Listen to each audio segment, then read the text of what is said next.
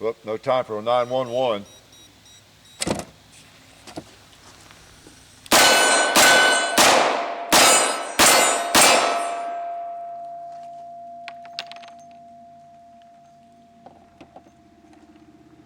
Hey, Hickok here.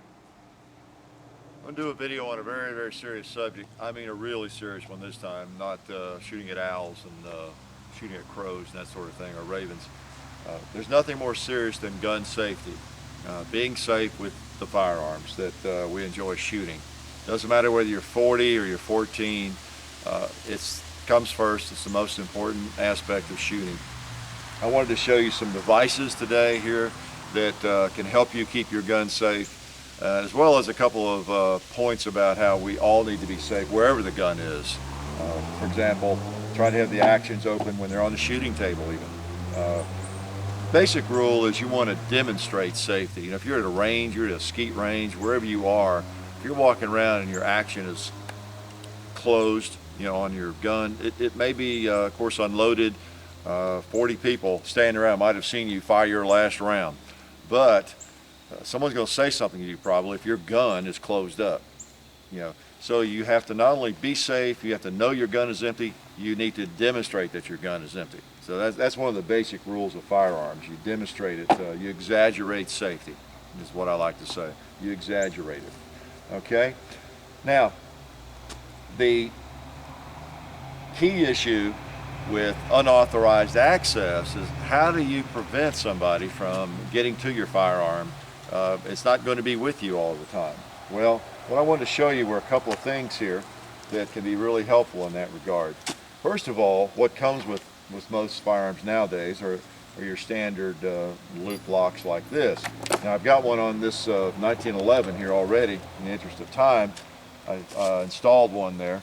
You just loop it through the action and then lock it, and use standard key.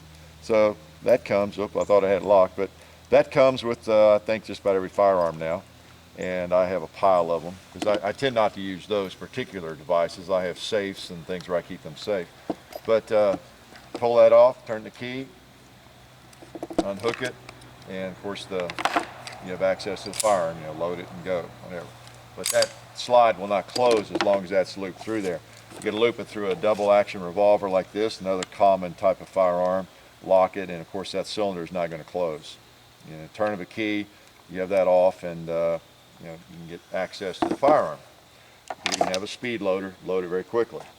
Okay? Another popular device is, I'll go ahead and let the slide down, it's a trigger lock. Slide that through. Let's see, in here.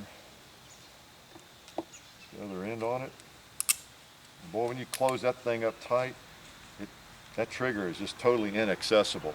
So that gun will not fire. It could be loaded. It could have a round in the chamber. In fact, I could sling that out there and, you know, let the dogs play with it, let the kids play. I mean, it's really secure. And then turn of a key, of course, you have that off. All right. So, of course, that works on revolvers, works on a Glock. You know, just as well. Slide it through one side, pop the other one on, and it squeezes into it and then latches tight. See, I cannot get to that trigger. That gun is totally useless now. I can close the slide, doesn't matter. That gun could have, again, a round in the chamber. Could sling it around. I can leave it anywhere. Now, you wouldn't want to do that. Wouldn't recommend it. But unless you have the key to that lock, that gun is totally unusable. All right. So that is another method. That is a very secure method if you get it on there properly. Works very, very well. Now, one issue that always comes up is, well, the reason I have a firearm is in case somebody breaks in on me in the night. I mean, I would live alone, or whatever the situation might be, a dangerous neighborhood, and you want to be able to get to your gun, you know, within a reasonable amount of time. And then those methods generally allow that. Now these boxes, we're going to spend a little bit more money. These lock boxes are really handy. You saw as the video opened here, I had this gun in here, and it was closed up. Now with that gun in there in that box, that's a metal box. You see, now I'm not selling this. I think this one's called the Gun Vault. They make several different sizes of this, but there are several boxes like this on the market. And this one's kind of interesting because you got these little finger grooves. If it's dark, you can just find the grooves and you set your own combination, and you can open it in the dark, no problem. Also, a key, will open it. But pretty secure. It would take some serious work to get that gun out of there. I'm not sure how I'd go about it if this were a situation where I were trying to get that gun out without the combination or the key. Yeah, I mean, it can be done. It's not designed as a safe where no one could ever steal that gun. You could just take this away and then finally get a saw, somehow get into it, obviously. This is designed to keep the gun out of unauthorized hands, obviously. And it can be put anywhere. People put them in their truck, you can put it in your RV, by your bedside, whatever. And you just reach down and work the combination. And then your gun's accessible. Boom. Okay? So now those run $100, probably up to $200, depending on the size. But it is definitely money well spent. If you have a lot of concerns about your gun and you feel like a klutz when it comes to putting these kinds of things on and you don't trust it, well, nobody's going to get into that box right there. No doubt about that. And you can put about any size gun in there. I think even this 5-inch full-size 1911, fits in there just fine. So and they make one even larger. I think one with 2 shelves and all that sort of thing. This I keep this up high on the top of a hutch, and I just reach up. I can't even see this part of it. I just reach up there and I can work the combination and open it up. If something goes bump in the night, I can get I keep a .45 caliber Glock in it.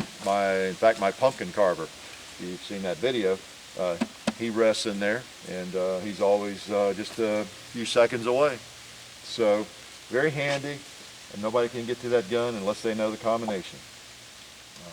Very, very important thing to keep it away from, again, unauthorized. When I say unauthorized, that covers a wide gamut, doesn't it? Kids, teenagers, visitors to your house. One of the things that we tend to forget sometimes, and probably if you're watching my videos, you have some interest in firearms, but not necessarily. You might have wandered in because someone told you about a crazy video I made, or the taglines, you were searching for something else. Again, you were searching for cowboys or buffaloes or whatever, and you ended up in one of my videos, pumpkin pie. You might not like guns, you might hate guns, but your child might end up in someone's house, on an overnight trip, and there are guns there. First and foremost, of course, you want to train them to not touch them unless there's an adult around, and to respect them, of course. Well, hopefully, if they have a gun in their house, they have it secured with something like this. Hopefully, if you have a gun in your house, you have it secured, with one of these devices. So, not cheap, these boxes, but less than just about any gun I can think of, and well worth the money. Well worth the money. And one of the things I did with my son, speaking of safety, these are just devices. They work pretty well if you use them. But another thing I thought was very effective with my son was I tried to satisfy his curiosity, because most boys are just naturally going to be interested in firearms. What I would do is let him handle a firearm whatever he wanted. Of course, living on a shooting range, I knew he would be shooting early on. And most boys, I guess most, that's not an exaggeration, have an interest and would like to shoot. They want to touch the gun.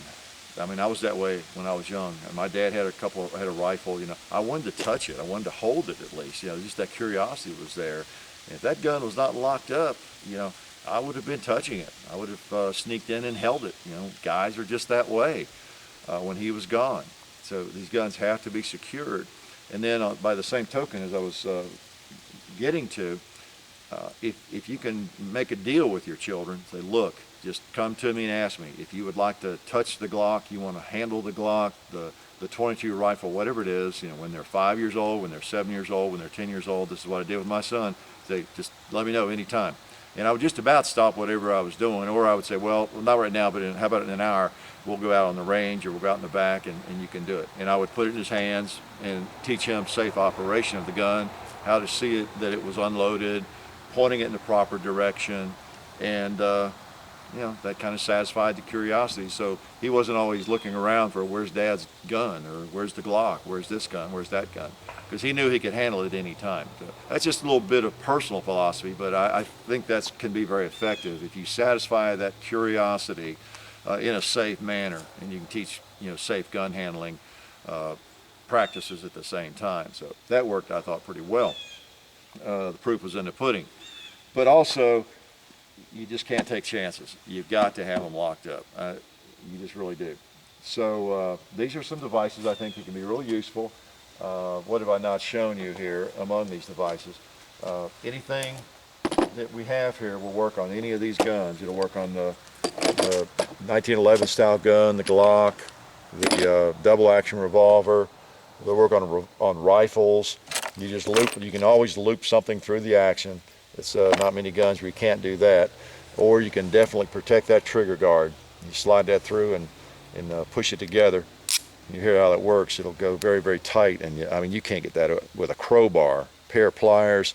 That'd be a good weekend project. Give that to somebody, let them try to break that thing apart. Anyway, these are some of the ways that that can be very helpful to you, I think, in keeping your guns safe. You know, primarily I'm focusing on keeping them safe away from children, you know, in this video. And there's just nothing more important than that. And I know you know that, and I know that. We all know that. These are some concrete methods and devices that can help you do that. If you're not aware of some of these, I just feel like I kind of owe this to my viewers and my subscribers to just show these things, just in case some of you are not aware of them. Because I run into people who are not even aware these boxes like this exist, you know, and they're everywhere in gun shops and at gun shows and even sporting goods stores. You see these kinds of things around, but it's amazing how many people are not even aware they exist. And of course, these other things you probably do see. So, well worth the money. Another thing I didn't mention before we go here, if you have a youngster that's into shooting, be sure you start them out with eye protection and good ear protection right from the get-go, because nothing macho about not wearing earmuffs or ear protection, especially eye protection. So make sure they're wearing that kind of thing. All this is what makes our sport continue. If we're not being safe, if we're not taking the precautions, then not good, because we are dealing with things that that have a well, they can be deadly. We all know that, right? And the millions of people who use them constructively and as a sport really resent the fact that so many people form their impressions from the front page of generally the left-wing newspapers, you know, of the morning. So we need to make sure we're doing our part to keep shooters on the right track and keep people safe and make the hobby, continue making the hobby a positive one. Because if we're not safe and we're not doing the right thing, we can't enjoy doing this, can we?